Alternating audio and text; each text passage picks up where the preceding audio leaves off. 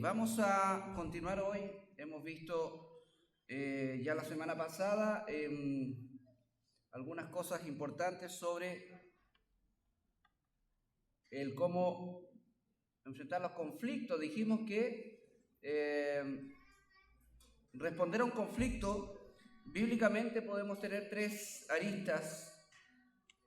Una es perdonar, ya que lo simboliza ahí la luz roja, es decir, no dejes pasar más esto, ya soluciona el tema ahí, confróntalo en ese sentido de raíz. ¿De qué manera? Perdonando. Simplemente no darle más vuelta al asunto y disponerte a perdonar. Entonces, desde tu parte vas a resolver ya, por lo menos tu parte, el conflicto. Y el Señor nos dice que en tanto dependa de nosotros, debemos estar en paz con todos los hombres. ¿Ok? También la otra respuesta puede ser esperar, por varias razones. Dijimos, puede que la otra persona no esté todavía en condiciones espirituales para recibir tal vez una confrontación, un consejo. Hay que esperar, a veces hay que esperar que se pase la rabia, que se pase varias cosas, ¿cierto? El enojo, el resentimiento, hay que orar entre medio, pero esperar es más sabio, amén. Y también la última arista que dijimos, el tercer camino, es confrontar derechamente. Implica mostrarle a la persona su falta. Si alguno es sorprendido en alguna falta, dice el Señor en Mateo 18, dice, si un hermano peca contra ti, si tu hermano peca contra ti, ve y repréndele, estando tú y él solos. Ya eso en los casos en que aquella ofensa haya que confrontarla inmediatamente, ¿ya? Y ahí está la situación que el Señor nos presenta. La confrontación es personal y la confrontación es, ahí tú y él, ¿ya? Nadie más, no terceras personas. ¿Ok? Y hoy vamos a continuar con algunas cosas que quedamos pendientes. Hemos visto ya en detalle lo que es el semáforo rojo, ya que es perdonar pasando por alto la ofensa. Hemos visto también el semáforo amarillo, lo vimos, ¿cierto? Sí, tengo entendimiento de que sí. ¿Ya? Y hoy vamos a ver un poco lo que es el semáforo en verde, que es justamente lo que hemos dicho al final: confrontar.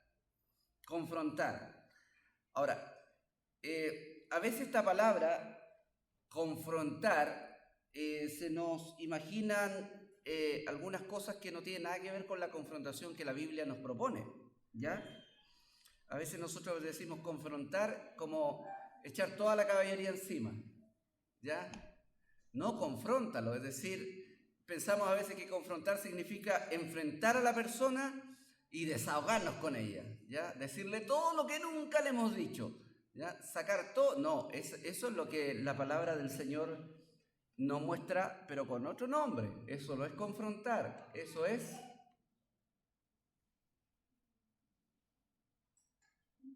ira,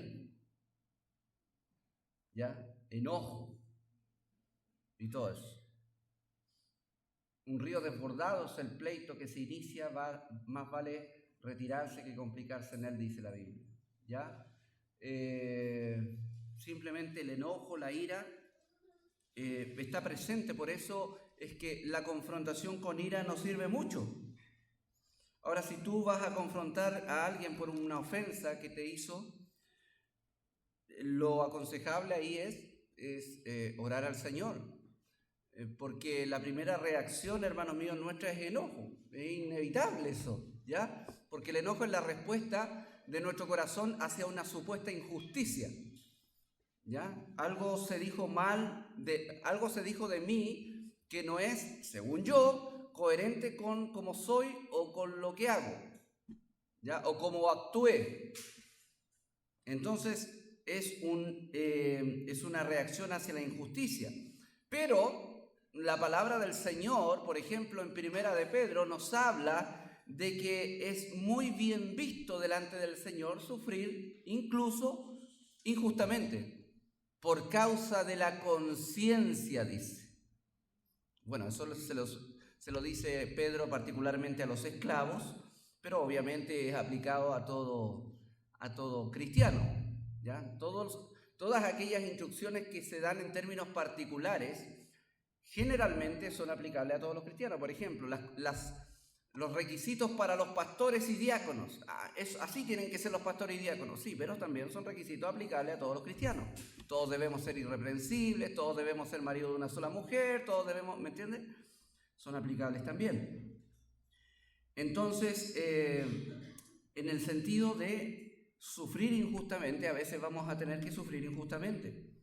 Y eso significa que vamos a tener que pasar por alto la ofensa y en esa condición espiritual ir a confrontar a alguien. Pero si yo no estoy dispuesto al perdón, si yo no paso por alto la ofensa, si yo no estoy dispuesto por motivo de conciencia delante de Dios a sufrir injusticia, entonces es muy probable que cuando yo vaya a confrontar al hermano que pecó contra mí, en vez de contribuir al propósito final de esta conversación. ¿Cuál es el propósito final de esta conversación? Lo dice ahí el Señor en el versículo de Mateo. ¿Ya? De Mateo 18, vamos ahí. Mateo 18.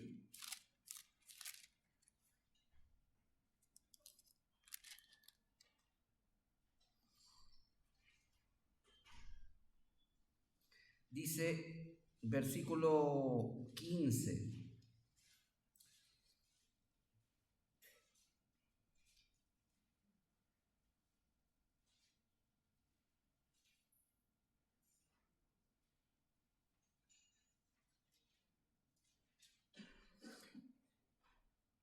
Por tanto, no imaginan lo importante que es esa frase. No lo imaginan lo importante que es esa frase. ¿Por qué? Porque me obliga, lo que estamos estudiando ahí, estudio bíblico, me obliga a analizar el contexto anterior. Cuando aparece un por tanto, acuérdese de eso. Esa frase me obliga a poner atención al contexto anterior. ¿Ya? ¿Qué dice el contexto anterior? Habla de la oveja perdida. Mirad, verso 10, que no menospreciéis a uno de estos pequeños. ¿De qué está hablando Cristo? De menospreciar a un pequeño. ¿A quién le llama pequeño? Bueno, a saber, le llama así en una forma figurativa y cariñosa, por lo demás, a los discípulos. A los discípulos, Cristo les llama muchas veces los niños, los pequeños, los hijitos, ¿ya? Para de alguna manera que entendamos la relación que Él tiene con ellos, la cercanía, el afecto. Entonces, acerca de estos pequeños, y ojo, no de los niños propiamente tal, porque aquí habla del famoso ángel de la guarda, ¿cierto? Dice, mirad que no menospreciéis a uno de estos pequeños. ¿Cuáles pequeños? ¿Ya? ¿Cuáles son estos pequeños? ¿Y qué hacemos ahí en estudio bíblico? Eso me obliga a mirar ¿el qué? El contexto anterior, que puede ser un versículo o un pasaje completo. ¿Ya? Verso 1. En aquel tiempo los discípulos vinieron a Jesús diciendo, ¿quién es el mayor en el reino de los cielos? Y llamando Jesús a un niño, lo puso en medio de ellos. Y les dijo, de cierto os digo que si no os volvéis, si ustedes no se vuelven y se hacen como niños, no entraréis en el reino de los cielos. Así que cualquiera que se humille como este niño, ahí está una clave. ¿A quién le está diciendo niño? Mire, le está diciendo, toma un niño, porque la pregunta es, ¿quién es el mayor? Léase, ¿quién es el más importante? ¿Quién es el más trascendente? ¿Quién es el que tiene más notoriedad? ¿Quién es el que realmente vive a concho en el reino de los cielos? Bueno, y el Señor toma un niño. ¿Y qué va a hacer con ese niño? Lo va a poner como ejemplo. Lo va a poner como ejemplo. ¿Ejemplo de qué? Ejemplo de actitud hacia el Evangelio, porque dice cualquiera que se humilla. Ahora, ¿qué significa que un niño se humille? Significa que un niño es sumiso. Ahora, si usted conoce a su hijo y a mis hijos, ¿desde cuándo? ¿Dónde es sumiso? No, está hablando de niños chicos aquí, ¿cierto? El término griego aquí habla de niños pequeños que usted lo puede tomar en brazos, ¿ya? Imaginémonos a José Daniel, ¿ya? Ahora, la hermana Sofía va a decir, ¿dónde? Sumiso. No, pero está hablando de que si usted va a tomar al José Daniel, lo va a tomar y lo toma en brazos. Y le va a tomar de la mano y lo lleva. Y el niño, en el fondo, a pesar de que resiste muchas veces, pero va a estar a merced de lo que el adulto quiera hacer. Por eso es tan peligroso, ¿cierto? Cuando hay contextos de abuso de menores o contextos en cuanto a ciertas circunstancias, cuando se le deja con personas desconocidas, qué sé yo, ustedes conocen tanta problemática en cuanto a abuso de menores. ¿Por qué? Porque el niño es sumiso, va a hacer caso. Si le dice, mira, haz esto y yo te doy un Super 8, lo va a hacer seguramente, de acuerdo al nivel de gusto que tenga por Super 8, pero lo va a hacer. Es manejable. El niño cree. ¿Me entiendes? Si usted dice, no, tu mamá se va a enojar si tú no haces esto, él va a creerlo. Entonces, por eso es tan peligroso a veces cuando un niño está expuesto, ¿cierto?, a ciertas circunstancias donde hay personas, obviamente, que tienden a este tipo de abuso, manipuladoras, porque el niño va a hacer lo que el adulto le pida si lo compra con cosas, ¿ya? ¿Cierto? Y entonces la idea de aquí de Cristo es que el corazón de un niño es así de modificable, de trabajable, de enseñable, de moldeable, es crédulo el niño, ¿ya? Nosotros somos muy crédulos. Yo tuve que tener una seria experiencia con la madurez para dejar de creer algunas cosas que creía, ¿ya? No sé, por Santa Claus y todas esas cosas, uno ya llega antiguamente, no sé ahora, pero antiguamente, no sé, por los 15 años era la edad promedio en cuando uno dejaba de creer esas cosas. Pero, ¿por qué? Porque el corazón de un niño es así, y a eso se refiere Cristo cuando dice, ustedes deben hacerse como niños. Por eso es que debemos creer en Él, debemos someternos a Él, debemos obedecerle a Él, debemos seguirle, debemos ser enseñables para que Él nos enseñe, aprendan de mí que soy manso y humilde. Es decir, nuestra actitud hacia Cristo y el Evangelio debe ser como un niño, moldeable.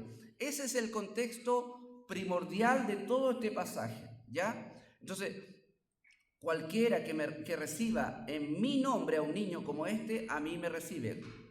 ¿Cuál? Aquel que se hace niño, según el versículo 4, aquel que se humilla como este niño, ese es el mayor en el reino de los cielos. ¿Amén? ¿Se entiende eso? El discípulo es simbolizado o es figurado, ¿cierto?, como un niño. Todo discípulo ha llegado a ser como un niño porque ha recibido por fe el Evangelio de Cristo, humildemente. Y a eso se refiere cuando dice, y cualquiera que haga tropezar a alguno de estos pequeños que creen en mí, mejor le fuera, mire, mejor mejor negocio es que se colgase al cuello una piedra de molino, que en los tiempos de Jesús no era una piedrecita con un mortero, sino que era una piedresota que se movía con unos palos así para que moliera mucho grano. Mejor que se amarre una piedra de molino en el cuello, ¿cierto? Y se hunda en lo más profundo del mar. O sea, mejor es aquella suerte que tú hagas tropezar a alguno de estos niños. ¿De cuáles niños? Los discípulos de Cristo. Ese es el nivel de amor paternal que tiene Cristo hacia los suyos. Por eso es que en el Antiguo Testamento es nombrado como Padre Eterno el Mesías.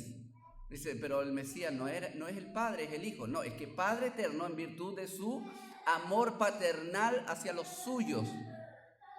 Amén. Por eso es que le llaman muchas veces hijitos. Amén.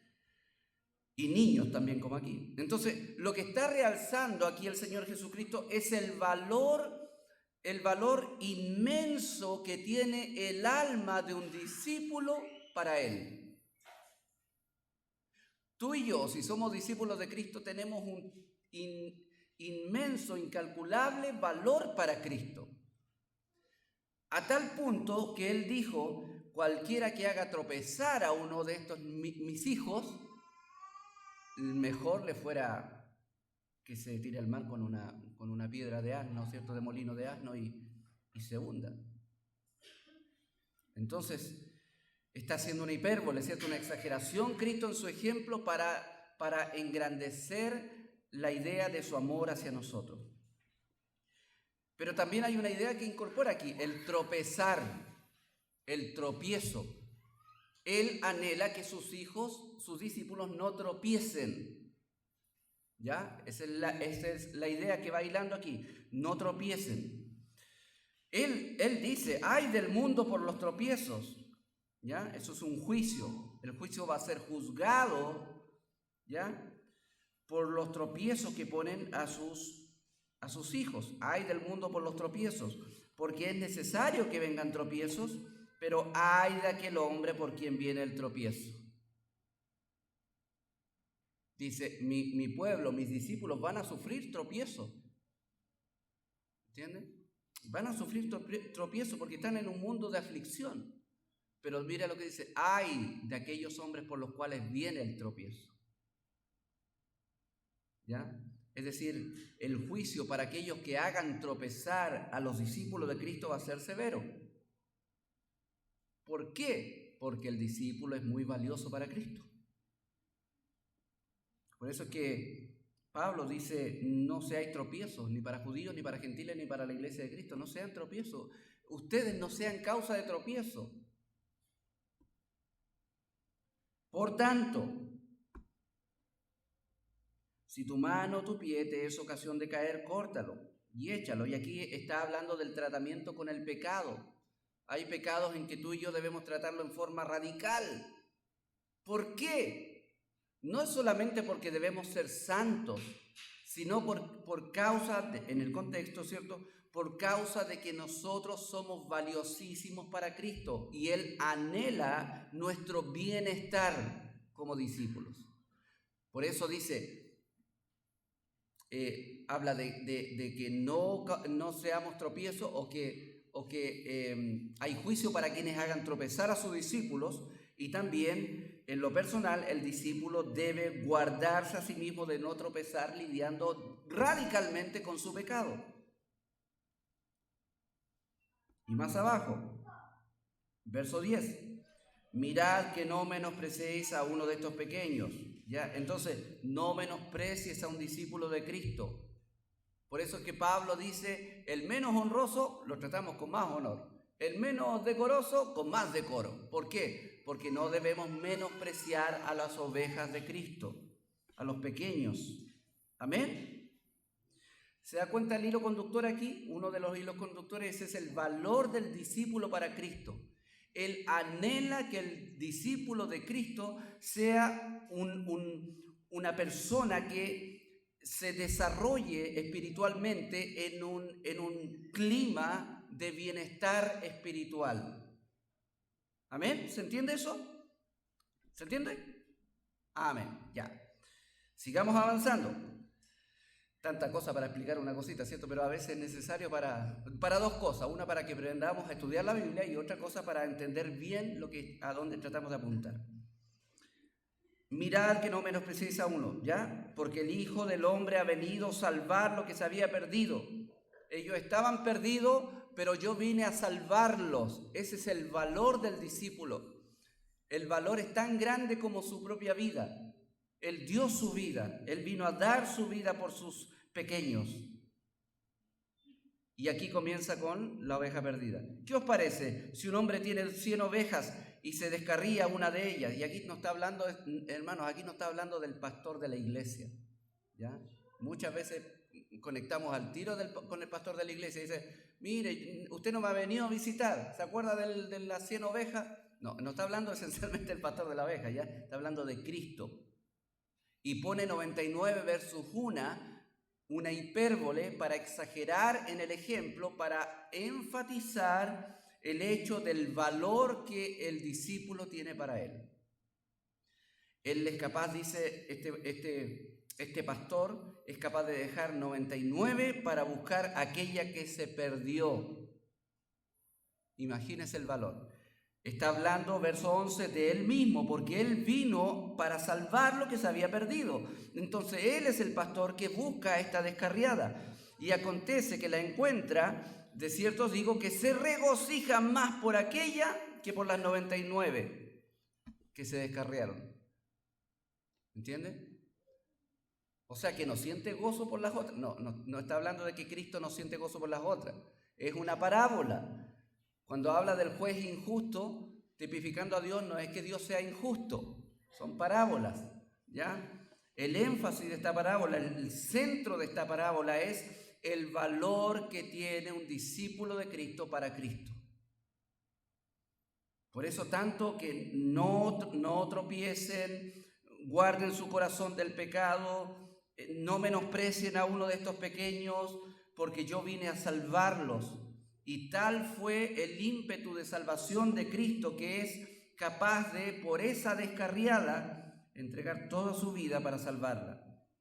De esa manera, dice el verso 14, explicando la parábola, no es la voluntad de vuestro Padre, y aquí está el meollo del asunto, no es la voluntad de vuestro Padre que está en los cielos, ¿qué dice?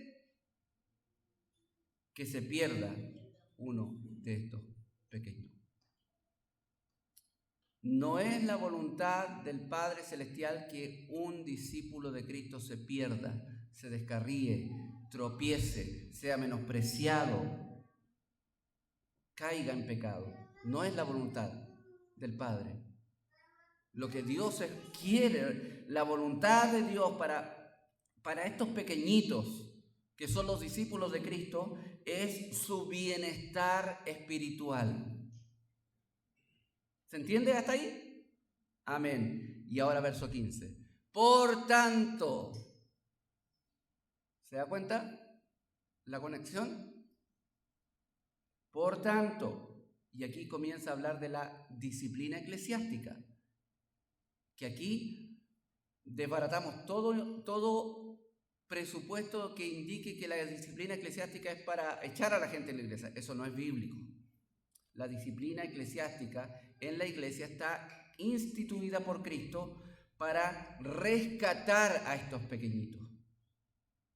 Amén. Por tanto, si tu hermano peca contra ti, estamos hablando de las ofensas, de cómo lidiar con los conflictos. Aquí se generó un conflicto entre un hermano y otro hermano. Un hermano ofendió al otro hermano. ¿Cómo lo resuelve? Bueno, ya dijimos, puede perdonar a priori, puede esperar hasta resolver el tema y puede directamente, inmediatamente confrontar. Aquí habla de inmediatamente confrontar.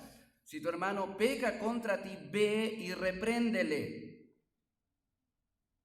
Por eso, por todo el contexto que vimos, usted no debe entender como reprensión aquello de echar toda la caballería encima o decirle cantarle todas las que nunca le ha dicho. No. Porque el propósito lo dice aquí. Estando tú y él solo, si te escuchare, si te oyere, ¿qué dice? Haz ganar a tu hermano. Ese es el propósito, ganarlo. Ese es el propósito de este primer paso, confrontar. Ganarlo. Entonces, tus intentos, tu actitud en la confrontación, en la reprensión hacia el hermano que te ofendió, no debe ser otra que querer ganarlo. No es eso de, mira hermano, a mí no me interesa realmente estar bien con usted, pero yo quiero solucionar. No, eso no es cristiano. No, usted quiere estar bien con él. Usted quiere amarlo. Usted quiere ser amigo de él. Sí, es verdad, no todos podemos tener el mismo nivel de amistad unos con otros. No podemos, eso es iluso. ¿Ya? No tenemos las mismas conexiones con uno y con otro en nuestra vida. Y eso es así, eso es humano. ¿Ya? Sin embargo, hay algo que está por sobre nuestras particularidades en cuanto a la amistad, a la relación unos con otros. Y es el amor, por ejemplo, que hemos estado viéndolo, el amor, y es esto, procurar el bienestar de los demás. ¿Entiende? Es probable que usted no tenga tanta relación con un hermano en particular en la iglesia, pero eso no significa que usted tiene todo un deseo de su bienestar espiritual. Todo un deseo grande de su bienestar espiritual. ¿Ya? Entonces, ese es el meollo del asunto aquí. ¿Para qué confrontamos? Para ganar al hermano. Ahora, si en esa primera etapa el hermano simplemente no quiere escucharlo, ¿ya? Porque dice, si te oyere, este hermano tiene que escuchar, ¿ya? Y mire, si no te oyere, toma contigo 1 o 2, para que en boca de 2 o 3 testigos conste toda palabra. O sea, ya el asunto escaló hacia un asunto en donde tienen que intervenir terceros. ¿Quiénes son esos terceros? Voy a dar esto rápido nomás porque no estamos hablando de disciplina eclesiástica. ¿Quiénes son esos terceros? No son copuchentos, no son amigos, de hecho. Son consejeros, esencialmente, cristianos maduros. ¿Por qué? Porque dice, verso 17, si no los oyeres a ellos, si él no los oyere a ellos, es decir, estas personas, estos terceros también tienen algo que decir a él. Tienen que escucharlo también. Ahora, si escala más el asunto y dice, si no los oyere a ellos, dilo a la iglesia. Es decir, ya hay un asunto irresuelto. Y si no escucha a la iglesia, ya excluirlo de la comunión de la membresía eclesiástica. Tenle por gentil o publicano, es decir, que la iglesia declare públicamente que en virtud del comportamiento y de la falta de arrepentimiento de este hermano, la iglesia no garantiza que este hermano sea realmente salvo, porque se está conduciendo como un impío, como un gentil y publicano. Por lo tanto, le excluye de la comunidad, de la membresía de la iglesia, y esa es la situación. ¿Amén? Confrontar. Tremendo preámbulo para entender que la confrontación tiene como fin el bienestar espiritual del otro. No desahogarte, no decirle todo lo que no le has dicho, no sacar todo tu resentimiento de por qué te ofendió, ¿ya? Sino ir donde él, conversar para resolver con amor el asunto. Amén. De hecho, esto de confrontar es puesto por el apóstol Pablo como una responsabilidad. La responsabilidad de restaurar. Cuando la Biblia habla acerca de la forma en que debemos confrontar a una persona, la palabra que podría resumir toda su enseñanza es empatía. ¿Ya? Veamos Gálatas capítulo 6. Hermanos, 6:1. Si alguno fuere sorprendido en alguna falta. Ahora, esto no significa hay que pillarlo al hermano, no, la palabra sorprendido ahí no significa si yo pillo al hermano, no. Significa si un hermano está flagrantemente, claramente en pecado. Vosotros que sois espirituales, restauradle, ¿ya? No cortarle la cabeza, restaurarle, ¿con qué? Con espíritu mire, ¿cómo debo confrontar el pecado en un hermano? Mansamente, con espíritu de mansedumbre. Harto que aprender, ¿cierto? A confrontar. De hecho, quédese ahí en Gálatas, pero yo voy a leer un pasaje en Timoteo que Pablo le recomienda a él como pastor. ¿Cómo un pastor debe enfrentar estas cosas? El pastor tiene más autoridad, por lo tanto ahí él sí puede cortarle la cabeza, ¿cierto? La verdad es que no. Miren lo que dice Pablo a Timoteo. Dice,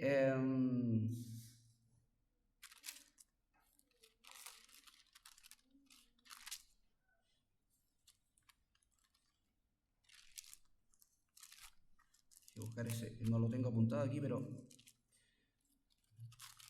está por aquí.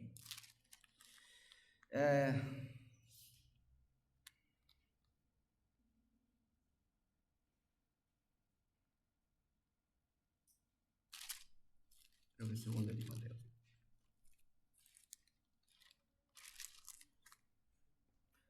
Ya. 2 Timoteo capítulo 2, verso 24. No, verso 22 en adelante. Huye también de las pasiones juveniles y sigue la justicia, la fe, el amor, la paz, con los que de corazón limpio invocan al Señor. Pero desecha las cuestiones necias e insensatas, sabiendo que engendran contiendas, ¿ya? No te enredes en discusiones tontas, esa es la idea. Porque eso lo único que trae es pelea, no más discusiones, ¿ya? Esa es la idea. ¿Por qué? Porque el siervo del Señor, es decir, el pastor, particularmente en este caso, no debe ser, ¿qué dice? Contencioso. Se han dicho, pastor, ¿qué no va usted y le dice un par de cosas? No porque sea pastor tengo permiso de hacer un par de cosas. El pastor no debe ser contencioso, dice, sino amable para con todos, ¿qué dice? Apto para enseñar, que con mansedumbre, lo mismo que Gálatas 1, ¿qué dice? Corrija a los que se oponen. ¿Cómo debo corregir yo a los que se oponen? ¿Cómo debo yo tratar el pecado? Con mansedumbre y con amabilidad. ¿Ya? Mire lo que dice, por si quizá Dios les conceda que se arrepientan para conocer la verdad. Está hablando de particularmente confrontar la falsa doctrina aquí en Éfeso. ¿Cómo confrontar a esos falsos profetas? No agarrarlos a palos y echarlos de la iglesia. Con mansedumbre, con amabilidad, mostrando la verdad de Dios. ¿Ya? Por si quizá Dios les conceda que se arrepientan. ¿Por qué? Porque la idea es procurar que se arrepientan. ¿Me entiende? No echarlos a patadas, procurar que se arrepientan. Aún a los falsos profetas que estaban ahí, a los falsos maestros, sí, aún a ellos. Porque es posible que muchos de estos falsos maestros estén confundidos, que no sean apóstatas verdaderamente, sino que estén confundidos, engañados, y pudieran salvarse y escapen del lazo del diablo en que están cautivos a voluntad de él. Entonces, ¿cómo el pastor debe enfrentar aún estas cosas serias? Con amabilidad, con mansedumbre, sin contención. Y dice Gálatas capítulo 6, verso 1, restaurarle con espíritu de mansedumbre, y dice, considerándote a ti mismo, esa es la empatía, considérate a ti mismo, no sea que tú también seas tentado. No sea que tú también seas tentado. Por ejemplo, si un hermano se enojó conmigo y me dijo un par de cosas hirientes, ¿qué dice el Señor aquí? Bueno, yo debo ir donde Él y no decirle, yo nunca habría hecho eso contigo, yo nunca le he dicho nada, porque somos súper autorreferentes cuando nos defendemos. Yo nunca, y yo nunca, y yo siempre, y yo. ¿Ya? No diga eso nunca. Por dos cosas, porque es una mentira flagrante. Es mentira eso de que nunca lo ha dicho y nunca lo diría. Porque su corazón es pecador. Entonces es muy probable que se den las condiciones nomás y ¡pum! Explote la bomba. ¿Me entienden? Entonces, ¿qué hacer con mansedumbre? Siendo empático. ¿Qué significa eso? Ponerte en su lugar. No para comprender su pecado, pero sí para comprender por qué pecó. Es probable que tú hayas entendido mal lo que yo dije, ¿ya? Yo sé, si hubiera sido yo y hubiera entendido mal, lo más probable, hermano, es que yo hubiera reaccionado así también. Así que te entiendo, por esa parte te entiendo. Yo comprendo que tú ¿se entiende eso? Empatía. Aquí no está el juez juzgando al delincuente. Aquí están un hermano tratando de restaurar al otro, considerándose a sí mismo. ¿Se entiende la diferencia que hay? Amén.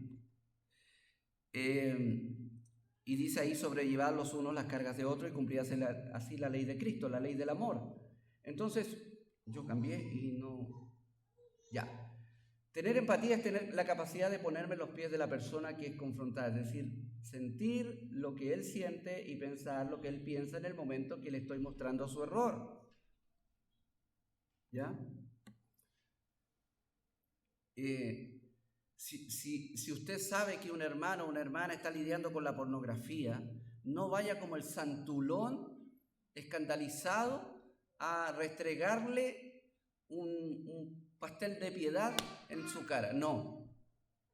Empatía. Ayúdelo. Confróntelo, pero ayúdelo. Amén. 4 sugerencias prácticas. Primero, la regla de oro. ¿Se sabe la regla de oro? Siempre repito esto. No sean confusionistas. ¿Ya? Confucio planteó exactamente la misma regla de oro como 500 años antes de Jesús. ¿Está bien? Pero la puso en términos negativos. Confucio dijo, no hagas con los demás lo que a ti no te gustaría que hicieran. Cristo no dijo eso. Cristo la planteó en términos positivos. Hagan con los demás, porque eso quiere Cristo, que hagamos. El amor puesto en acción. Amén. El amor puesto en acción. Hagamos con los demás lo que a nosotros nos gustaría que hicieran con nosotros. ¿Ya? Y ahí debemos entender. Ya, si tú cayeras en el pecado de la ira, ¿cómo te gustaría que confrontaran a ti? ¿Con la verdad? Sí, con la verdad. ¿Pero con misericordia? Claro que sí. Si alguien tiene que tratar en tu vida el pecado de la pornografía, ¿cómo te gustaría que te trataran? Si alguien tuviera el pecado de la mentira, el pecado de qué sé yo, del orgullo, del adulterio, todas esas cosas, ¿cómo te gustaría que te trataran ahí? ¿Cómo te gustaría que fueras confrontado? Bueno, a mí me gustaría que me confrontaran con la verdad, porque yo sé que la verdad nos hará libres. Amén. Pero también me gustaría que me trataran con misericordia, porque con misericordia y verdad se corrige el pecado. El pecado hay que corregirlo en los santos, en los hijos de Dios. Amén. O como dice Pablo en Gálatas 6, hay que restaurarlo. Entonces, tengo que expresar mi dolor de la misma forma que quisiera que otros expresen conmigo. ¿Ya? Me duele que estés en eso. Yo quiero ayudarte. Yo voy a ayudar. Porque nos gustaría que nos ayudaran, ¿cierto? Segundo, tengo que expresar mi dolor recordando que también yo causo dolor a otros. No, yo nunca haría eso. ¿Qué dice Romanos 3:23? Porque ahí se nos van todos nuestros... Por eso, ese es una vacuna contra nuestro orgullo, Romanos 3:23. Por cuanto los demás pecaron, no, todos pecaron y están destituidos de la gloria de Dios. Esta palabra estar destituido de la gloria de Dios es no dar el ancho, no dar en el blanco, no llenar las expectativas de Dios. Nadie llena las expectativas de Dios. Todos pecamos, todos fallamos. ¿Ya? Tengo que expresar también mi dolor sabiendo que yo también puedo caer en lo mismo. Ahí Gálatas 6:1, ¿cierto? Considerándote a ti mismo. ¿Puede caer usted en el mismo pecado? Sí. Todos nosotros tenemos el tremendo potencial de pecar en cualquier índole. ¿Ya? Otra cosa, tengo que expresar qué fue lo que me hirió consciente de que puedo estar equivocado. ¿Por qué? Porque mi corazón es engañoso, como dice Jeremías. Entonces a lo mejor fue una mala percepción. Entonces cuando usted confronta a aquel que le ofendió, usted cerciórese bien que realmente la persona dijo lo que usted piensa que le dijo y lo dijo como usted piensa que se lo dijo y cerciórese de eso, porque es posible que su corazón engañoso le llevó a confundirse.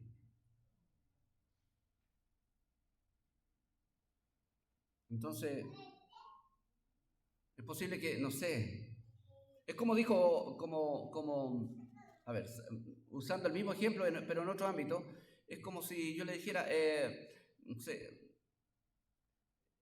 si tuviera todos los asientos ocupados aquí, yo le dijera al hermano Juan, ¿usted puede darle el asiento a la persona que llegó? Y el hermano Juan se me ofendió. ¿Por qué? Porque él pensó que, por ejemplo, así somos nosotros, pensó que yo lo estaba menospreciando, pensó que él no merecía estar en el asiento, de la otra sí, pensó, y tantas cosas, los rollos, ¿cierto? Aquí somos rolleros muchas veces. ¿Entiendes? A veces con una palabra, hermano, estamos toda una semana pasándonos rollos y no hablando y teniéndole mal al otro hermano. Somos así. Siempre cuento una anécdota con un misionero que yo siendo adolescente, ya no era adolescente en realidad, tenía como 20 y algo, ya 23. Y fuimos a pedirle que nos prestara una motosierra para cortar un árbol en un lugar porque se estaba ya por caer. Y salió el misionero a su casa y dijo, ¿qué quieren? Estoy ocupado. No, es que sabe que nosotros sabemos que usted tiene una motosierra. ¿Nos podría prestar la motosierra para ir a cortar ese árbol que se va a caer? Dijo, ¿y ustedes tienen dinero si la echan a perder para pagármela? No creo. Entonces no. ¿Eso es todo? Sí, eso era. Ya. Chao. Y nosotros le hicimos la cruz a ese misionero. No era de nuestra iglesia, pero él vivía cerca.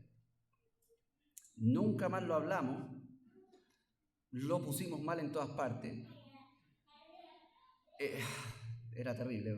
Nos acordábamos de él y era terrible. Hasta que pasados los años nos encontramos en un campamento.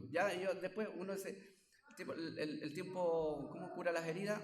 Él realmente no curó nada, pero nos encontramos en un campamento. Y hola. Hasta que en una oportunidad, estando yo y él solos, le traje a colación ese evento. Pastor, ¿no se acuerda una vez que...? No, ¿sabe? Nosotros, yo y un par de hermanos hemos tenido mucho rabia contra usted por todos estos años, no sé, 8 años habrán sido. ¿Por qué? Mire, cuando esta vez pasó tal y tal cosa y usted y nosotros le pedimos y usted abrió y aquí... Y él nos dijo, ¿sabe que no tenía idea que ustedes tenían ese sentimiento conmigo? Y dijo, y haciendo memoria, sí, pues sí, algo me acuerdo de lo que pasó. No, ¿sabe lo que pasó en ese día? Me acuerdo bien, dijo. Lo que pasa es que yo peleé con mi esposa. Y justo ustedes llegaron, cuando acababa de pelear con mi esposa. ¿Me entienden? Y nosotros, nuestra tesis era que él le tenía, como era gringo, mal a los chilenos, era racista y que se vaya a los gringos. No, pues había tenido una discusión con la esposa y claro, lo pillamos ahí en pleno fervor de su ira. Y años viviendo en la amargura, pensando en él y deseándole puras pestes a él. Y eso pasa porque nosotros muchas veces, nuestro corazón engañoso entiende mal las cosas. Entonces, como él era misionero, tenía que manejar un estándar más alto. O sea, el pastor no se puede equivocar, el pastor no puede darle rabieta, no se puede enojar, ¿ya? No puede fallar. Entonces, a veces exigimos esos estándares para los demás. Y cuando nos fallan, entonces nos ponemos en el juicio. Ya, avancemos. ¿Ven? No le voy a dar nombres para que no... ¿Cuándo debo confrontar a alguien? 2 razones bíblicas que pueden servir de guía. Primero, si tu hermano peca contra ti, ¿ya? Cuando has visto un pecado real y objetivo en otro creyente, cuando alguien te ofende directamente, objetivamente. No es que te pareció... Bueno, esas cosas igual hay que resolverlas, ¿ya? La segunda razón es para confrontar es cuando se ha creado una pared entre tú y la persona. Hermanos, no permitas que entre tú y otro hermano se generen muros. No lo permitas. Aunque tú no sabes por qué se generó eso, no lo permitas. Derriba ese muro con el amor cristiano y con la confrontación personal. Hermano, ¿qué pasa conmigo? Algo te causé, que no me hablas ya, no me llamas. Antes nos juntábamos, antes conversábamos y ahora ¿qué pasa? Que esos muros, derriben esos muros. Amén. En las iglesias se tienden a cultivar, a edificar esos muros y están ahí. Pero hermanos, derriba esos muros porque la comunión unos con otros es la voluntad del Señor. Amén. Cristo dice que si sabemos que alguien tiene algo en nuestra cuenta, ¿qué dice? Si tú estás ahí en la ofrenda, en el altar, y te acuerdas de que alguien tiene... Entonces deja tu ofrenda ahí y anda a reconciliarte con tu hermano. No permitas muros en tu vida. Amén. Y aquí terminamos. Los conflictos nacen en un corazón insatisfecho. Por eso nacen conflictos. No me dejó satisfecha tu reacción, tu palabra, tu conducta, tu actitud. No, yo esperaba más de ti. Me duele que me digas eso. Me duele que seas así conmigo. Me duele, es injusto eso. Todas esas cosas nacen en un corazón insatisfecho, los conflictos. ¿Cuándo vamos a tener capacidad para eliminar esos conflictos progresivamente? Cuando nuestro corazón, vuelva a estar lleno. Ahora, ¿cuál es la solución para que nuestro corazón se llene eficazmente? Bueno, sí, reconciliarme con el otro, pero Cristo debe llenar mi corazón. La clave para eliminar los conflictos es el contentamiento.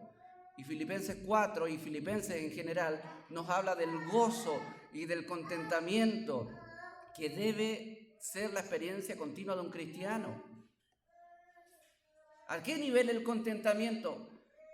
Pucha, imagínese, en Filipenses Pablo dice, no, si yo sé que algunos hermanos predican por envidia, tratando de achacar más aflicción a mí, pero ¿sabe qué? Me gozo. ¿Por qué? Porque el Señor está siendo predicado. ¿Ves? Eso le llevaba alegría, contentamiento. Oye, pero Pablo, los hermanos quieren, mira, te están jugando al chueco. No importa, hermano, los perdono. Pero yo me gozo en que ellos están igual animados hablando del Señor. No importo yo. Pablo decía, importa Cristo y su evangelio. Eso me llena. Y cuando tú tienes un corazón lleno, hermano, estás capacitado absolutamente para resolver tus conflictos con los demás de buena manera. Amén. Que el Señor bendiga su palabra. Vamos a dejar hasta ahí. Y que el Señor nos ayude. Amén. Porque estas cosas, hermanos, son grandes desafíos, pero, hermanos, en el Señor podemos alcanzar una dinámica de vida que sea más saludable en estos temas. Podemos llegar a aprender a solucionar, a resolver los conflictos, amén, con otros, en el Espíritu del Señor. Amén. Oremos.